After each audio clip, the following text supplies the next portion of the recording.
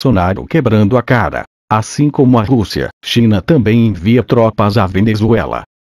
A chegada de militares chineses na Venezuela no último fim de semana é, sem dúvida, um grande evento na política mundial. Ao contrário da Rússia, que tem uma história de projeção de força no exterior, esse é um movimento chinês extremamente raro.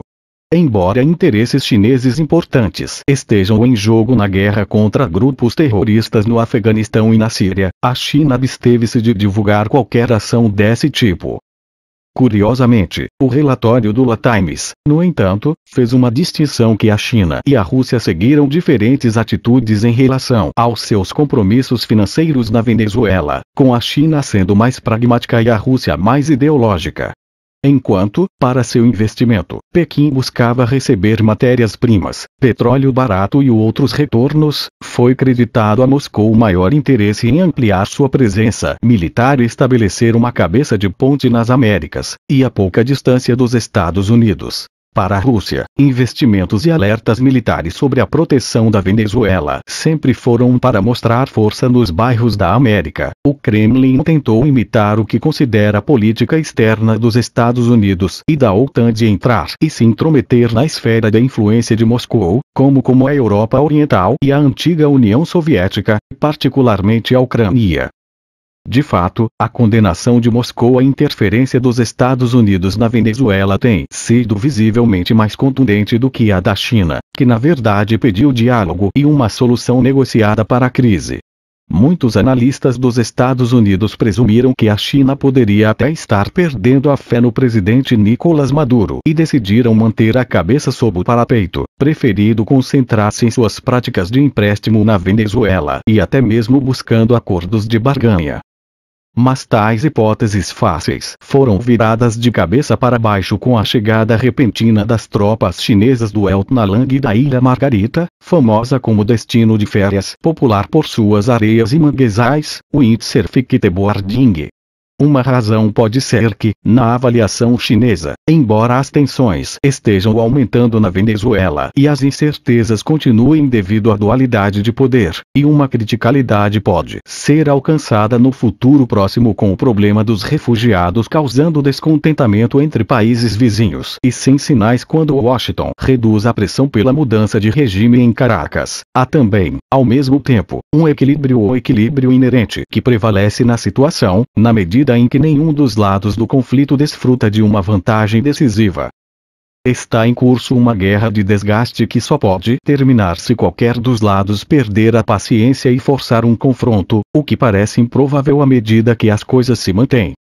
Na avaliação dos especialistas russos, enquanto um grande número de boxe-sombra está ocorrendo do lado americano com os aliados latino-americanos dos Estados Unidos, mesmo esperando uma ação rápida e dura por parte dos Estados Unidos, o fato é que não há estômago para alguém realmente por exigir uma intervenção militar direta para mudar o regime na Venezuela. Washington parece temer que qualquer intervenção militar se mostre contraproducente e possa ter um resultado caótico, e, pior ainda, até unir o povo venezuelano contra os Estados Unidos, além de causar turbulência entre os países latino-americanos. No entanto, a chegada de militares russos na Venezuela causou uma reação nervosa em Washington, como notou o Ministério das Relações Exteriores em Moscou em 30 de março em resposta a uma declaração do assessor de Segurança Nacional dos Estados Unidos, John Bolton, no dia anterior. O Kremlin encontra implantar ativos militares na Venezuela ou em outro lugar do hemisfério, com a intenção de estabelecer ou expandir operações militares. Bolton advertiu Moscou: consideraremos ações provocativas como uma ameaça direta à paz e à segurança internacional na região. Mas o Ministério das Relações Exteriores da Rússia ignorou a advertência de Bolton e afirmou que, embora geograficamente, a península de Chukotka, na Rússia, esteja localizada no hemisfério ocidental, Moscou não tinha a intenção de estabelecer ou expandir operações militares na Venezuela. Dito isto, qualquer tentativa dos Estados Unidos de intimidar a Rússia com sanções por sua cooperação legítima com a Venezuela parece absurda. O Ministério das Relações Exteriores ressaltou que os planos para uma rápida mudança de regime em Caracas nos Estados Unidos falharam. Por sua autoconfiança, Washington decepcionou as pessoas na América Latina e na Europa Ocidental que imprudentemente se apressaram em reconhecer um impostor, a quem o povo não havia eleito, como chefe da Venezuela.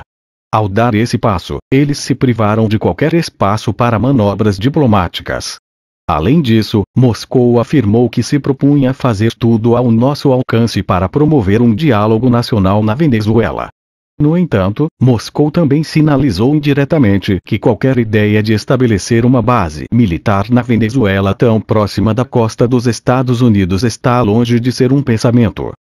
Claramente, a postura firme, mas prudente, da Rússia foi um longo caminho para encorajar a China a mudar para um papel proativo aberto. Escusado será dizer que a Rússia e Cuba vão acolher esta mudança chinesa. Se a presença russa e cubana na Venezuela foi ruim o suficiente para a administração Trump, a chegada das tropas do ELP será uma amarga pílula para engolir, dado o extenso envolvimento chinês na América Latina. De fato, a China está se unindo à Rússia para afirmar a intenção de salvaguardar seus interesses vitais na Venezuela. É verdade que Moscou e Pequim registraram a recente observação do presidente Trump de que ele pretendia conversar com seus colegas russos e chineses sobre a Venezuela, o que é tão bom quanto dizer que ele não está considerando nenhuma intervenção militar, não importa. As observações retóricas por funcionários dos Estados Unidos. Sem dúvida, a implantação do EPL na Venezuela é, ao mesmo tempo, um fator de mudança na situação de crise em torno desse país.